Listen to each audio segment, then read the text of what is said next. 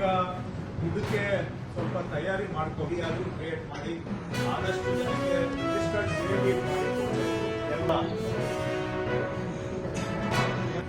ಅಧಿಕಾರಿಗಳು ಕೂಡ ಕಾರ್ಯಕ್ರಮದಲ್ಲಿ ಭಾಗವಹಿಸಿ ರೆವಿನ್ಯೂ ಕೋರ್ಟ್ಗೆ ಅಷ್ಟೇ ಸೀಮಿತ ಅನ್ನೋ ಥರ ನಾವು 2 ವರ್ಷ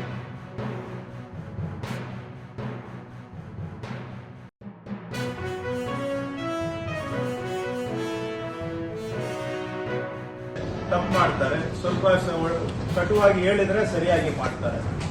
80% ಆ ಥರದವ್ರು ಇದ್ರೆ ಇನ್ನೊಂದು 20% ಎಲ್ಲದಕ್ಕೂ ಮೀರಿದವರು ಕೂಡ ಇರ್ತಾರೆ. ಇಲ್ಲಿ ಅದು 5 ಬೆರಳು ಹೇಗೆ ಸಮ ಇರೋದಿಲ್ಲ, ಹಾಗೆ ಎಲ್ಲ ಥರದ ಜನರು ಕೂಡ ಇರ್ತಾರೆ.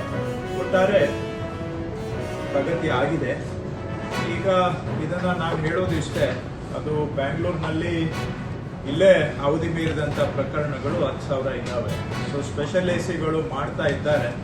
ಅವರು ಬಹುತೇಕ ಎಲ್ಲ ಮಾರ್ಚ್ ಎಂಡಿಗೆ ಇವುಗಳನ್ನ ಡಿಸ್ಪೋಸ್ ಮಾಡ್ತೀವಿ ಅಂತ ಜನವರಿಯಲ್ಲಿ ನಾವು ಮೀಟಿಂಗ್ ಮಾಡಿದಾಗ ಮಾತನ್ನ ಕೊಟ್ಟಿದ್ದಾರೆ. ಅವ್ರ ಮಾತು ಪ್ರಕಾರನೇ ಅವರು ಹೆಚ್ಚು ಕಡಿಮೆ ಕೆಲಸ ಆಗ್ತಾ ಇದೆ. ಅಟ್ಲೀಸ್ಟ್ 80% ಅವ್ರು ಏನು ಹೇಳಿದ್ದಾರೆ ಅದ್ರ ಪ್ರಕಾರ ಕೆಲಸ ಆಗ್ತಾ ಇದೆ. ಸೊ ಏನೇ ಮಾಡಿ ಇದನ್ನ ಮಾರ್ಚ್ ಎಂಡಿಗೆ ನಾವು ಒಂದು ಕಂಟ್ರೋಲ್ಗೆ ತರಲೇಬೇಕು. ಹೊಸ ವರ್ಷ ಆರಂಭ ಆಗುವಾಗ ಈ ರೀತಿ ಪೆಂಡೆನ್ಸಿ ನಾವು 6 ಮಂತ್ಸ್ಗಿಂತ ಹೆಚ್ಚಿದ್ದು ಪೆಂಡೆನ್ಸಿ ಇರಬಾರ್ದು.